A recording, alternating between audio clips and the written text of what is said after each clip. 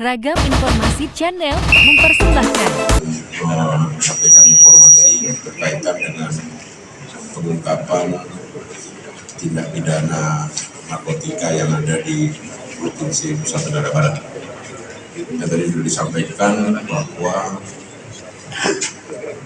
pengungkapan ini sekali lagi bukan hanya kerja penyidik reserse kriminal narkoba saja, tapi juga sangat berkaitan atau sangat dibantu dengan masyarakat, sangat dibantu dan sangat tersupport oleh teman-teman media sekarang. Kenapa teman-teman media mensupport? Karena ada challenge pada saat pengungkapan sebelumnya, itu menjadikan suatu motivasi tersendiri bagi teman-teman penyidik di Direktorat Reserse Kriminal Narkoba di Polda Nusa Tenggara Barat. Saat ini masih dipimpin oleh Kombes Pol Dedi.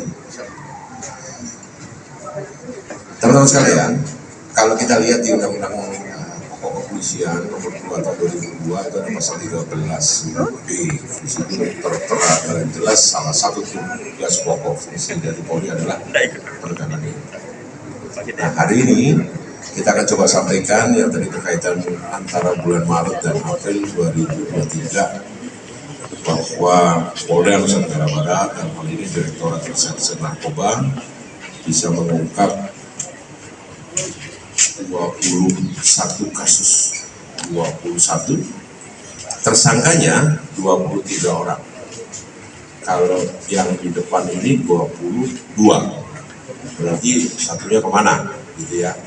Satunya sekarang sedang ada di rumah sakit dalam rangka melakukan observasi dasar selama 14 hari karena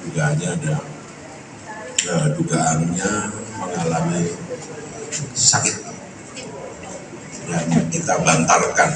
Jadi dibantarkan itu dia dirawat di rumah sakit dalam rangka observasi. Argonya lamanya penahanan ditunda. Jadi selama dia di rumah sakit tidak dihitung penahanan. Seperti contohnya kalau 20 hari maka hari keberapa dia berhenti. Sampai nanti dinyatakan oleh dokter atau tenaga medis untuk bisa dilanjutkan lagi hari penahanan. Hasil dari peredaran narkotika jenis sabu dan ganja di Nusa Tenggara Barat ini masih linknya itu masih didominasi dari Pulau Sumatera. Tentunya jaringan ini setiap saat dia mengupdate cara yang untuk masuk atau lewat dengan jalur darat.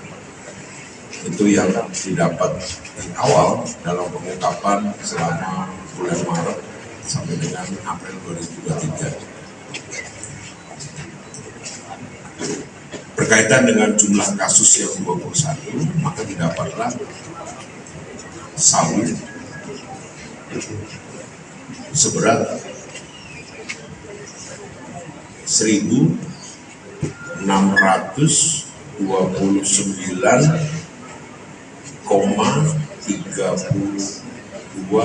gram atau 1,6 kilogram. Kalau kita bicara 1,6 itu sepertinya datar.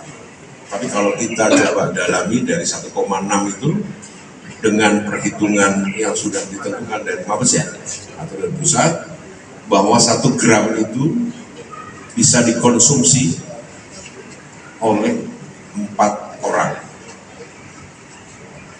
1 gram 4 orang.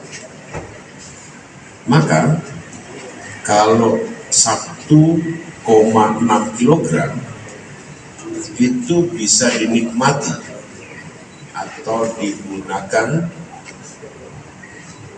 6.515 orang. Itu coba 6.000 kayak apa loh?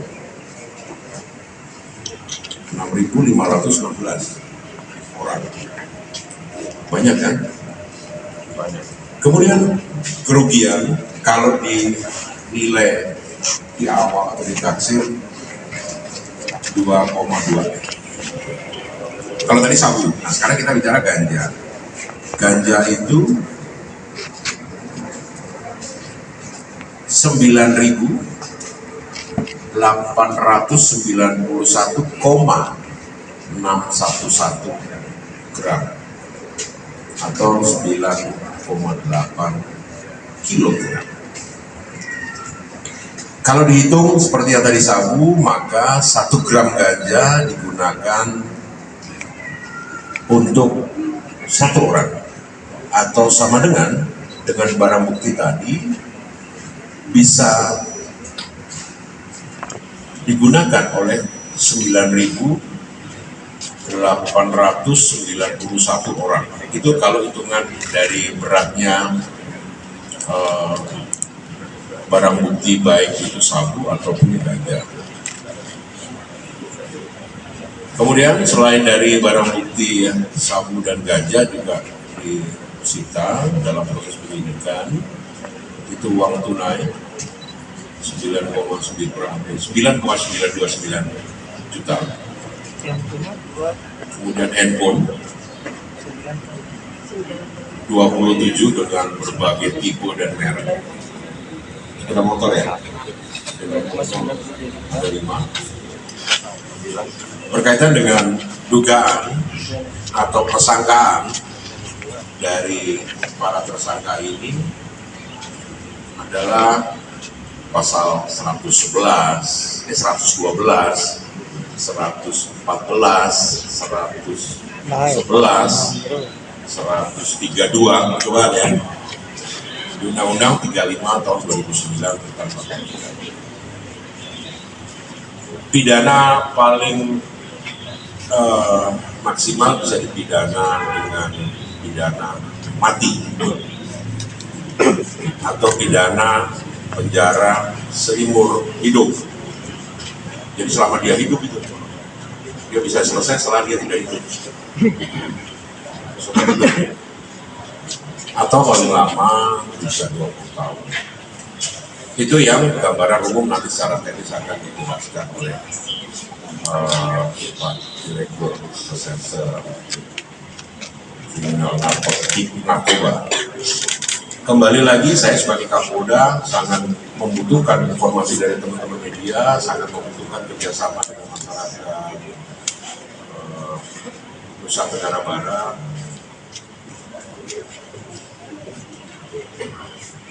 Bagaimana kita memutus rantai jaringan ilegal dari narkoba. Memutus jaringan itu tidak mudah, tapi kami yakin itu bukan hal yang mustahil. Maka selain pengungkapan, kita juga harus melihat bagaimana memutus jaringan ilegal narkotika. Dan kita harusnya tidak boleh bosan, kita semua selain Polda, stakeholder yang ada di Nusa Tenggara Barat, tidak boleh bosan untuk mengatakan narkotika itu sangat berbahaya. Bagi yang menikmati keuntungan ilegal, sepertinya mereka untung, tetapi itu mereka, para tersangka ini atau jaringan itu sebenarnya membuka pintu kematiannya sendiri. Tinggal menunggu pengungkapan seperti apa. Apakah dia mau sadar? Pilihan dari mereka.